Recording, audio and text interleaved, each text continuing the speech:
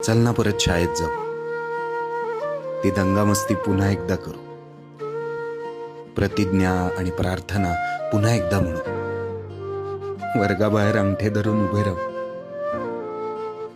वर्ग चालू असताना लपून लिमलेटच्या गोळ्या खाऊ, केस कापून आलेल्याला ताजी देऊ, जॉली लावू.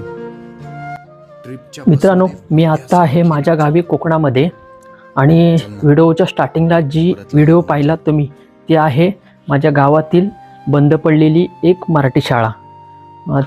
तिथे मी तसेच माझ्यासारखे खूप जण इथे शिकलो आम्ही. आणि आता त्या शाळेची परिस्थिती एवढी बेकार आहे ना, अक्षरशः 4 ते 5 वर्षापासून बंद पडले. हे बघा, स्लॅब पडायला चालू झाला आहे. तर मित्रांनो, ह्या शाळेमधील खूप साऱ्या आठवणी आहेत. जिथे आम्ही लिहायला वाचायला शिकलो, ह्या वरांड्यामध्ये खाली बसून जेवलोसुद्धा आहोत. तसेच खूप साऱ्या ॲक्टिव्हिटी इथे केलेल्या आहेत. आणि शाळा इथे असायची संध्याकाळच्या वेळी. इथे आमच्या इथे ग्राउंड असायचं इथे खो खोचं, आणि त्याच्या बाजूला तिथे कबड्डीचं. तर मित्रांनो, अशा खूप साऱ्या आठवणी आहेत. सांगायचा मुद्दा हा आहे की कोकणातील खूप साऱ्या गावांमधील ही आजची परिस्थिती आहे की मराठी शाळा बंद पडत आहेत. ज्या चालू आहेत त्या पण कदाचित 3-4 वर्षानंतर किंवा त्याही थोड्या कालावधीनंतर त्याही बंद पडण्याच्या मार्गावर आहेत.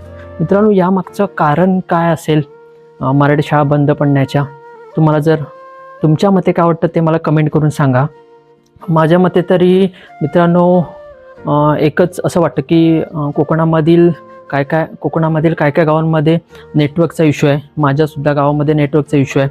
सेकंड गोष्ट म्हणजे गावामध्ये राहून जॉब वगैरे अवेलेबल नाही आहेत. तर माझ्यासारखे पोरं काय करतात की जॉबसाठी तर फॅमिलीबरोबर मुंबई पुण्यात ठिकाणी जातात. तर हे रिझन असू शकतं मराठी बंद शाळा पडण्यामागे. कारण गावातच कोण नसल्यामुळे गावच्या मराठी शाळा कशा चालू राहतील ना.